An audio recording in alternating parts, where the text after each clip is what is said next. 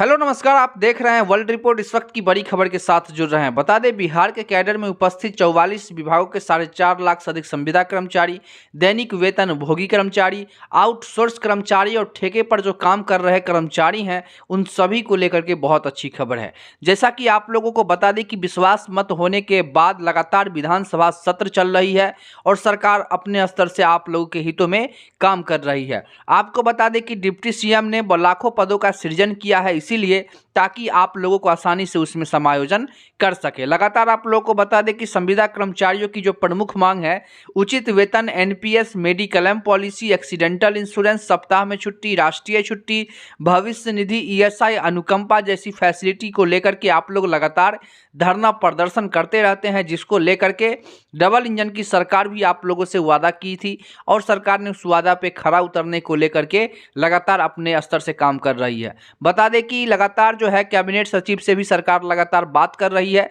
ताकि आप लोगों की जो भी पुख्ता जानकारी है वो जो सामान्य प्रशासन विभाग के वित्त रहित में है, और सामान्य प्रशासन विभाग ने कहीं ना कहीं सचिवालय जो सेक्रेटरिएट में जहां पर माननीय मुख्यमंत्री महोदय की ऑफिस है, वहां से जो है आप लोगों की फाइल जो है कहीं ना कहीं सामान्य प्रशासन विभाग को आया है। सामान्य प्रशासन विभाग से कार्मिक विभाग में जाएगा और कार्मिक विभाग से उसे वित्त विभाग में लेकर जाया जाएगा। उसके बाद वहां से प्रधान सचिव, जो मंत्री परिषद की प्रधान सचिव है, वो वहां से जो है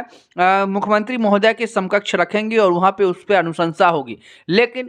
इतना प्रोसेस में बहुत सारा समय जाएगा और समय आप लोगों के पास है नहीं, तो इसको लेकर के जो डिप्टी सीएम है श्री विजय कुमार सिन्हा और सम्राट चौधरी ने लगातार जो है लाखों पदों का सृजन उन्होंने इसीलिए किया है कि आप लोगों को आसानी से उसमें समायोजन कर सके। और आपको बता दें, समायोजन आप लोग के ऐसे ही नहीं होगी, समायोजन से पहले आप लोगों का जो है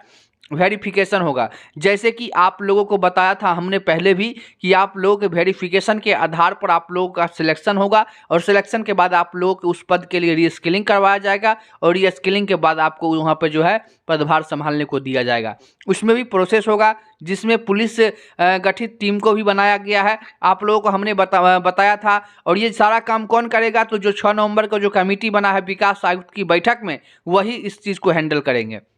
अब आपको हम बता देते हैं, जितने भी संविदा कर्मचारी हैं, 44 विभागों के संविदा कर्मचारियों को लेकर के सरकार ने इसीलिए ऐसा काम किया है क्योंकि जो पहली सरकार थी, पूर्व की सरकार यानी कि महागठबंधन की जो सरकार थी, उन्होंने अपने रहित में जो है आप लोगों के हितों के लिए जो है कमेटी बनाई गई थी। लेकिन उस कमेटी में सभी विभागों के प्रधान सचिव सचिव थे और आपको बता दें प्रमंडलीय आयुक्त और डीजीपी लेवल के अधिकारी सब उसमें शामिल किए गए थे, इसीलिए ताकि आप लोगों का सारा काम जो है उन लोगों के वित्त रहित में जो है हो जाना चाहिए। जैसे वेरिफिकेशन की बात आएगी तो उसमें पुलिस प्रशासन को भी उसमें रखा गया था। तो तमाम विभाग जो जुड़े हुए हैं, इससे उन सभी को इसमें लाया गया है और उनके वित्त रहित में जो है आप लोगों की फाइल की निगरानी हो रही है और वही आप लोगों को काम करेंगे। और आपको बता दें, आप लोग कहते हैं कि हमारे पास वक्त नहीं है, लेकिन आप लोगों को सरकार ने सरकार का एजेंडा ही था 2024-25। देखिए, जो भी खबर आती है पुष्टि के हिसाब से और खबर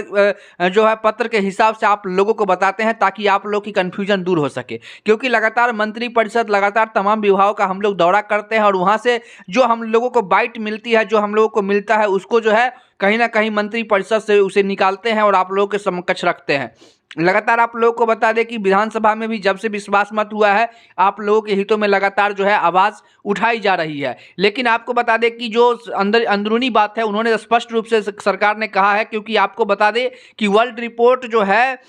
जो सम्राट चौधरी हैं उनसे भी सवालात किए थे। उन्होंने कहा है कि लाखों पदों पर सृजन इसीलिए हम लोगों ने किया है कि कहीं ना कहीं जो संविदा कर्मचारी योग्य हैं उनको इसमें समायोजन हम कर सके और आप लोगों को सही से जो अभी के समय में आप लोगों को मानदेय मिलना चाहिए 30,000 रुपये कम से कम, उसको लेकर के भी मांग उठाई गई है, जिसको लेकर के उन्होंने कहा है।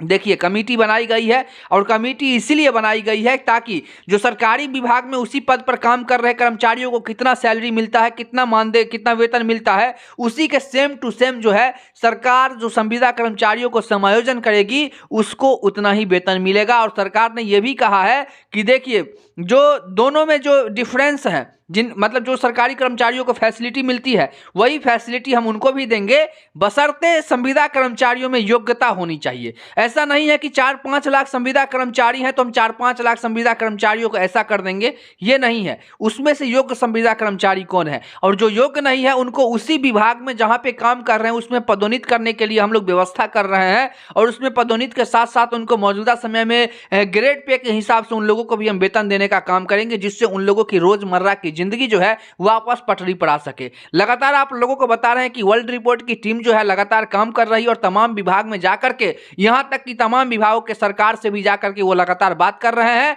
और तमाम जानकारी जो आती है वो जुड़ी हुई सीधे विभाग से आती है। तो लगातार आप लोगों के साथ बने हुए हैं तमाम जानकारियों के साथ। तब तक के लिए बने रहे, फिर मिलते हैं एक नई खबर में। तब तक के लिए देखते रहिए वर्ल्ड रिपोर्ट।